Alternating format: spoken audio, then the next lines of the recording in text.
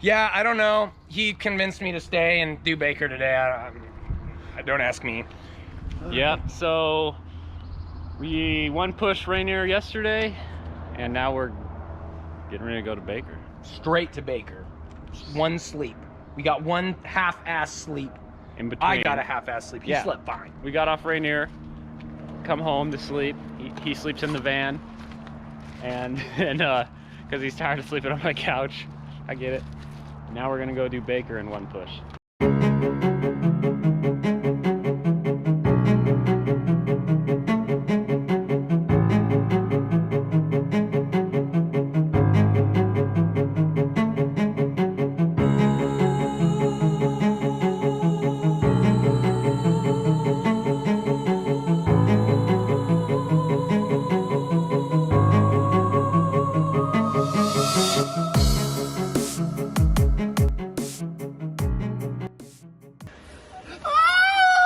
Okay, but why are you crying? Because I don't want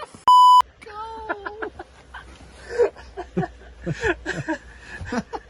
Why? It's fucking because you made me climb Mount Rainier yesterday. Oh no. I had a long but not restorative sleep. Yeah. What time is it? It's 11? 11. That's awful. Let's go. Let's go. Do it! What are we doing? Hey everyone, welcome back to the channel. This video is super long overdue. A couple of videos ago we single pushed Mount Rainier and then went and attempted Mount Baker the following day, which you'll see in this video. We started pretty late, around 11 p.m. at the trailhead. Usually that's actually about the time people are waking up at the upper camps. And that may or may not have played a role in our performance, being on the glacier under the sun. Typically that's not ideal, but with it being early season, and the glacier being pretty benign and glued up, we decided it was safe enough to continue. I also talked to the guys that we saw who were on the mountain, and they completely agreed with my thoughts. This is where we jumped onto the Easton. Typically, if you camp higher, you get on the glacier at a higher spot, but we all agreed that getting the rope on the ground instead of on our backs and getting off the rocks and onto an easy glacier was ideal. I hope you guys enjoy the video. All right, Madison, you watched him, right?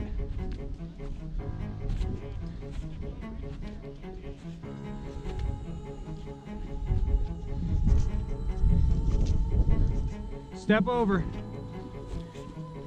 Yeah, try not to step on them.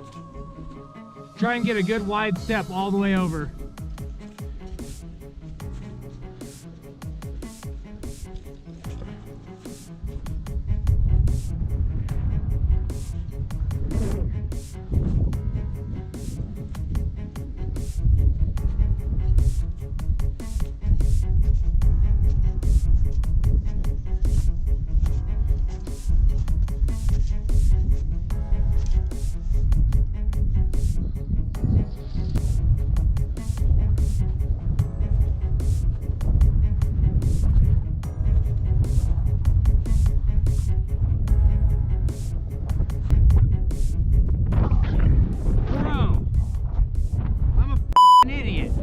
Gotta go back. I left my axe. Swear to God. Yeah, right back there. Yeah.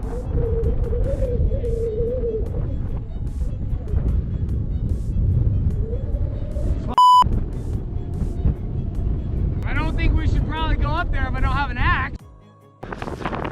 Wait for his axe. Hell yeah. All right, you guys, we are at 8,300 foot. We are just shy of the summit by about 2,000 foot. There's one team that's directly in front of us, a much smaller team behind. As you can see, it's clearly pretty sunny out here. We had some clouds roll in over to the Black Buttes, have about 10 or 15 mile an hour winds right now. It's still pretty warm, but I sweated when we stopped. But anyway, I just wanted to check in and show you guys the view. You can see our climbing partner in the middle starting to struggle a bit. She was freezing, dizzy, and had very low energy. Because of her depreciating strength, I decided that we were going to turn her around, and I talked with Blake about turning around. Blake's summit hunger really got the best of him and jumped on another rope team. All right, so shit just got crazy. I'm on a different rope now. Taylor's going. Now I'm with Joe and Matt. So we're heading up to the top. Let's hit it. These climbers are actually people we know have a proven track record, and though we don't know them personally, we knew they knew what they were doing. We know who they are. I'll never advocate for a two-person rope team, especially a two-person rope team when only one climber has any real glacier experience. I highly recommend that you never do this, and it's widely unaccepted, even as two highly skilled climbers. Waiting for Blake on the glacier really wasn't an option with her condition. The glacier was in really good shape, and ultimately the best option for us was to work our way down. Will I climb with only one person again? Yes. Should I? No, and neither should you, but you'll probably do it anyways.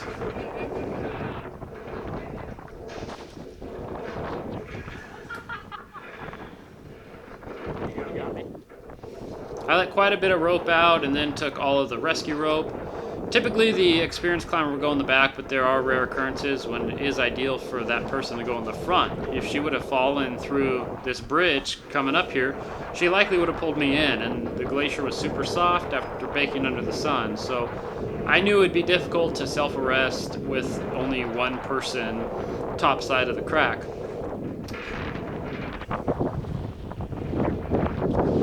This first one's the worst.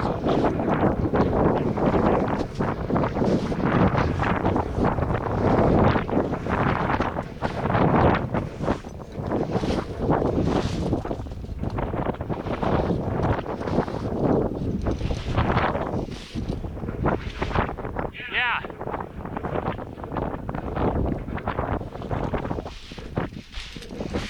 Good job.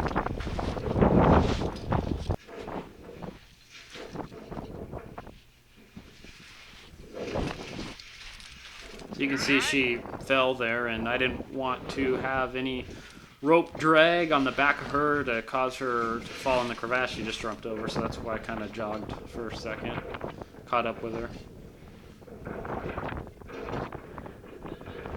I don't know, just move over just in case.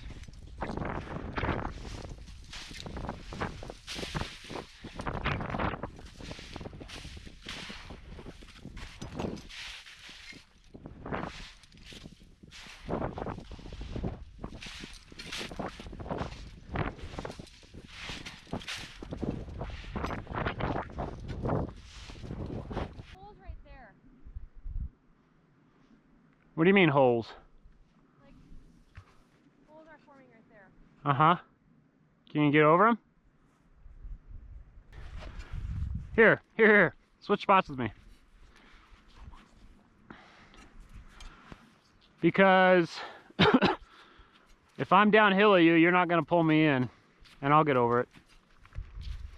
You know what I mean? Yeah. You fall in it and my weight's down, I'll be fine.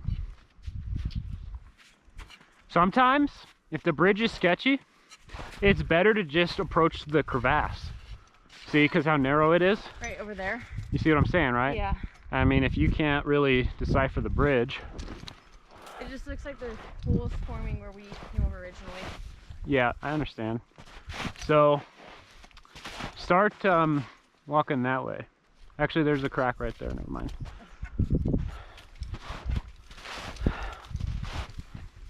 I'm gonna go look at it. There's too much slack. Let me back up a little bit. So if I were able to get over this bridge, which I had a strong feeling that I'd be able to, I knew that I had a much higher chance of stopping her if she fell and I was below her. I did learn later that this bridge collapsed and a climber did fall through and was able to self-rescue, but pay attention to the glacier. The traveled path isn't always the best path, and so you definitely want to be paying attention to that.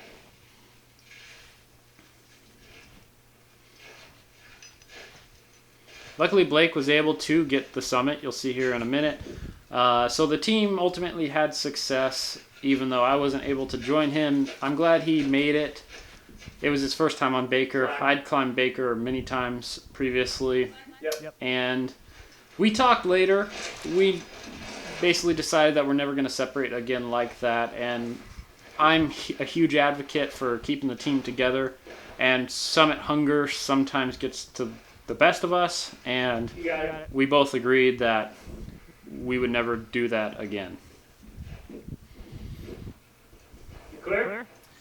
Thank you guys for watching. If you enjoyed the video, please consider subscribing.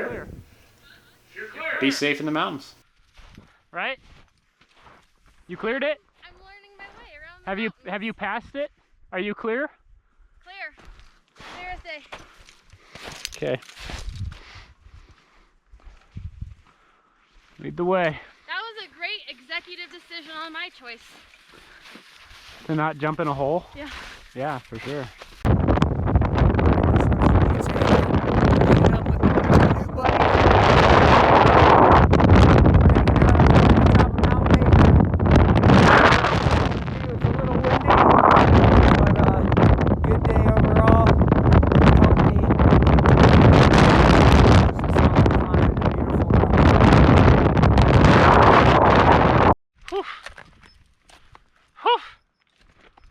That was different, huh? Yeah. You made it, what, 1,500 feet from the summit about? In one push? Like, I know you want to be hard on yourself, but most people would go to like the camp, you know, on day one. So, and you card Baker, or Rainier, so you just had a bad day. Like I do every now and then.